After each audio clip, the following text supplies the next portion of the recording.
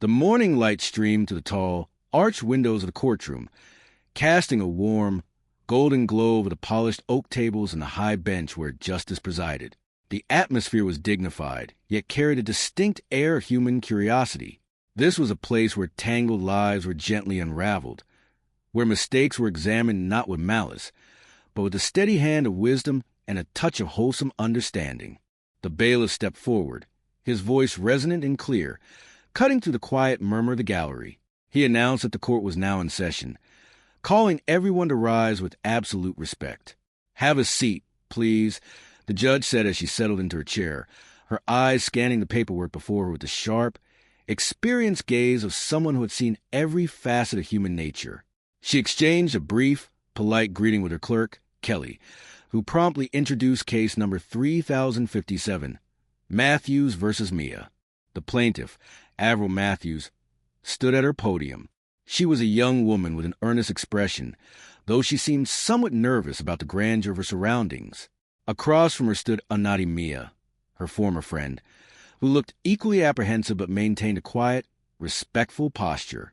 The bond that had once held them together as companions had faced a sudden, unexpected hurdle, and now they were here to find a resolution that was both fair and instructional.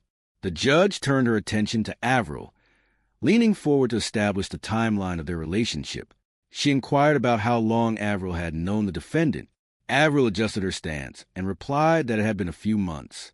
When asked where they had met, Avril explained that they had crossed paths at a gathering, introduced through the warm circle of mutual friends.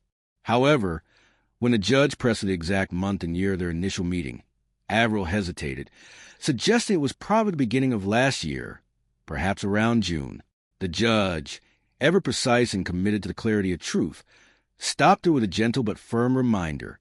She noted that the beginning of a year would mean January, whereas June represented the middle of the year. With a knowing smile that carried years of judicial insight, the judge warned Avril that the questions would only get harder, not easier, and that clarity was a foundation of understanding. Avril nodded respectfully, acknowledging the lesson. With a deep breath, Avril corrected her memory, stating they had met in May of 2022. The incident in question had occurred in April of 2023, approximately 1 year later. Over the course of that year, their friendship had blossomed, and they saw each other on a regular basis, frequently spending weekends together and sharing the joyful, ordinary moments of youth. The judge summarized the core of the dispute to ensure everyone was aligned on the facts. The claim stated that on a pleasant evening in early April, the two friends had gone out for an enjoyable dinner. The night eventually led them back to an apartment, where they relaxed in the bedroom. While they were sitting together, a phone rang. According to complaint, the defendant had thrown the phone toward the plaintiff, resulting in an unfortunate injury to Avril's front teeth. This injury had led to significant discomfort and medical bills, which was the reason they now stood in this court of law. To understand the full context of that fateful night, the judge asked Avril to recount the events of April 1st, 2023, starting from the very beginning. Avril explained that she and another friend had driven over to pick Anadi up from her home. The three of them, full of youthful energy and looking forward to a delightful evening, headed to a local restaurant for dinner. They enjoyed a wonderful meal accompanied by a couple of refreshing drinks, engaging in the kind of lively, spirited debates that only close friends can share. They were discussing relationships, sharing different women's perspectives on how a man might react to certain social situations. Although they found themselves in a playful disagreement, the mood remained lighthearted. Anadi, in a moment of cheerful exuberance, began to play fight with Avril. It was the sort of energetic, harmless roughhousing that often occurs when people are comfortable with one another, though it hinted at the high spirits of the evening. After finishing their dinner around 11 o'clock in the evening, the trio decided to keep the celebratory mood alive by heading to a nearby nightclub. They spent nearly 2 hours there, dancing to the vibrant rhythm of the music and enjoying each other's company. Later in the night, a fourth companion, who would later serve as a witness named Haji, joined their group. By the time the nightclub began to wind down and prepare for closing, it was approximately 3 o'clock in the morning. Feeling the familiar late-night hunger that follows hours of dancing, the four friends drove to McDonald's restaurant. The sun had not yet risen, but the kitchen was already serving their breakfast menu. With bags of warm food in hand, they drove back to Avril's apartment, intending to share their meal and conclude the night on a cozy, comfortable note. Once inside the apartment, the group split up slightly as they prepared to eat. Hadji remained in the living room, while Avril and Annati stepped into the bedroom. Avril lay down on the bed to relax after the long night. Annati was initially sitting on the bed beside her, her phone resting nearby on a dresser or nightstand located at the front of the bed.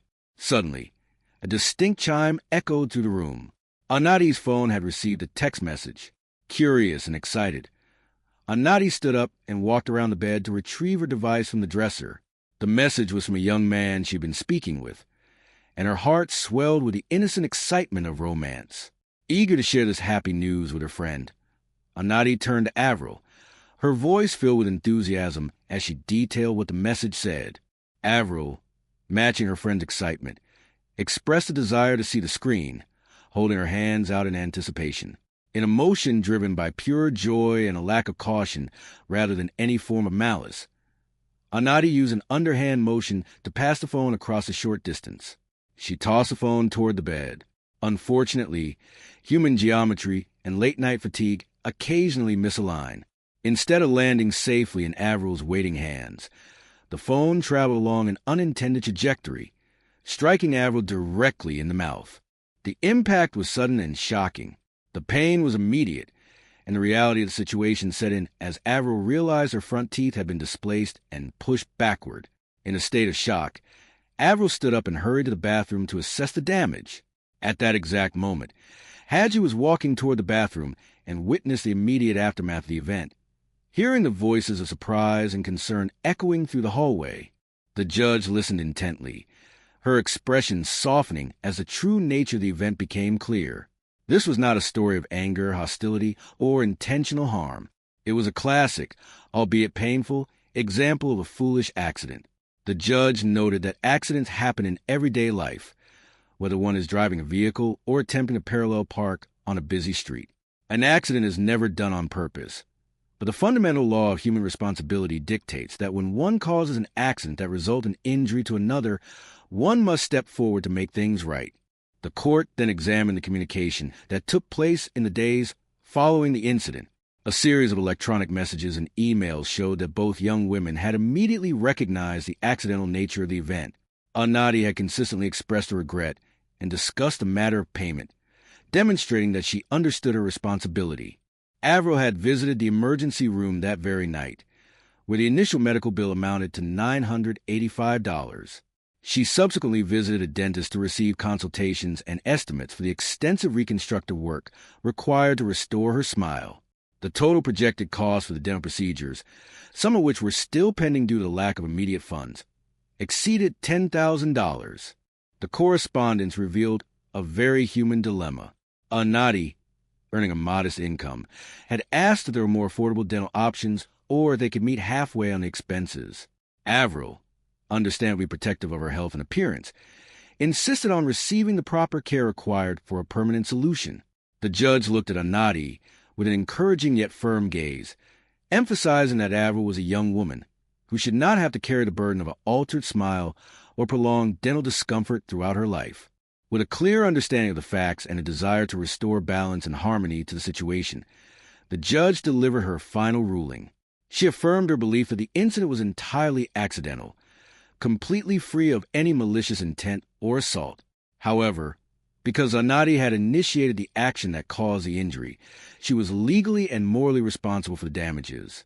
Therefore, the court awarded judgment to the plaintiff in the amount of $10,000, providing Avril with the means to fully repair her teeth and move forward with her life.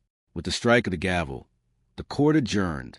Outside the courtroom, the atmosphere was lighter, filled with the quiet relief of closure. In the hallway, a seasoned observer shared a heartwarming piece of wisdom inherited from a father many years ago. The observer recalled a time in their own youth at the age of 17, when they had been involved in a minor car accident. Upon returning home filled with anxiety, they had suggested to their father that they would have to pay for it together. The father, looking up with a gentle, humorous smile from his favorite television program, had paused and asked if the accident was somehow his fault, considering he had been sitting comfortably at home in his pajamas. The lesson was simple yet profound.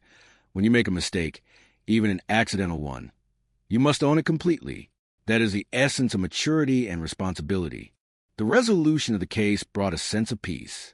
Anadi accepted her responsibility with grace, understanding that paying for an accident is simply part of growing up and caring for others.